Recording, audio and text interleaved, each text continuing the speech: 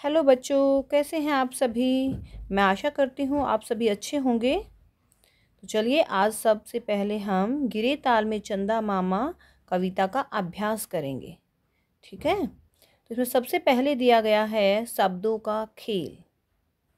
जैसे कि आपको दिख रहा होगा कविता में अचंबा शब्द आया है।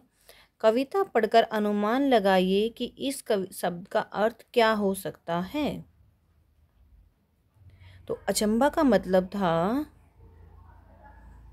हैरान करने वाली घटना। क्या अर्थ था अचंबा का? हैरान करने वाली घटना। ओके,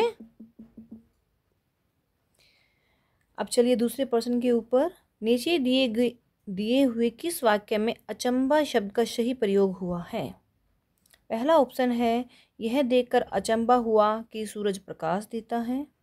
यह देखकर अचंबा हुआ कि चांद रात में दिखता है। यह देखकर अचंबा हुआ कि आधे मैदान में बारिश हुई और आधा मैदान सूखा था। चलिए बताइए इसमें से सही उत्तर क्या है। बहुत अच्छे, सही उत्तर है 3।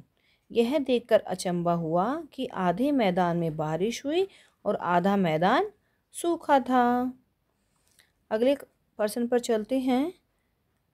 इस कविता में चंदा मामा की जगह पर सूरज दादा कहकर इस कविता को पढ़िए।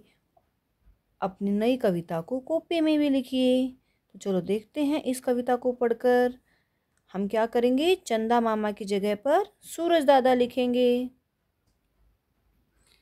चलिए बेटा पढ़कर देखिए इस कविता को आपने कैसे लिखना है।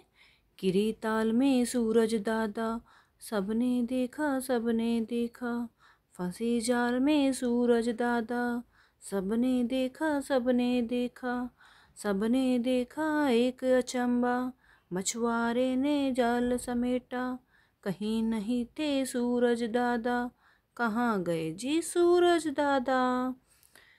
देखिए एक और कविता बन गई अब हमारे पास। पहले कविता थी गिरे ताल में चंदा मामा और अब आ गई है गिरे ताल में सूरज दादा। बहुत बढ़िया। अभी हम आगे वाले प्रश्न पर चलते हैं। इसमें अगला एक्टिविटी है आपका मिलकर पढ़िए। मिलकर पढ़िए। चांद की रोटी पानी में आई, मछली फिर भी खा न पाई। चांद की रोटी पानी में आई, मछली फिर भी खा न पाई। बहुत अच्छे।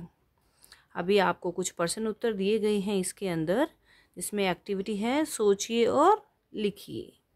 तो पहला प्रश्न है, चांद की रोटी किसे कहा गया है?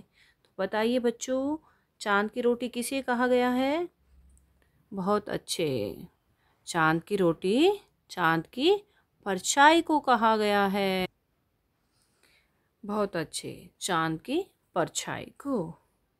अगला प्रश्न है, मछली चांद की रोटी क्यों नहीं खा पाई होगी? बताइए क्यों नहीं खा पाई होगी? क्योंकि वह रोटी नहीं चांद की परछाई थी। बहुत अच्छे। अब इसमें से कुछ शब्दार्थ हैं जो हम करेंगे। ओके, पहला शब्द है ताल। ताल का अर्थ होता है तालाब, सरोवर। दूसरा शब्द है अचंबा। इसका अर्थ है हैरान करने वाली बात। तीसरा शब्द है मछुआरा। मछुआरे का मतलब होता है मछली पकड़ने वाला। और फोर्थ है समेटा।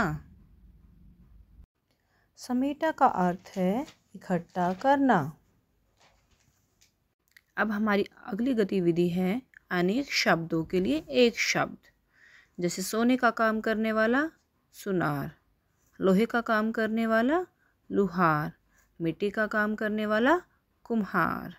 आप सभी इन अनेक शब्दों के लिए एक शब्द को अच्छे से याद करेंगे। धन्यवाद।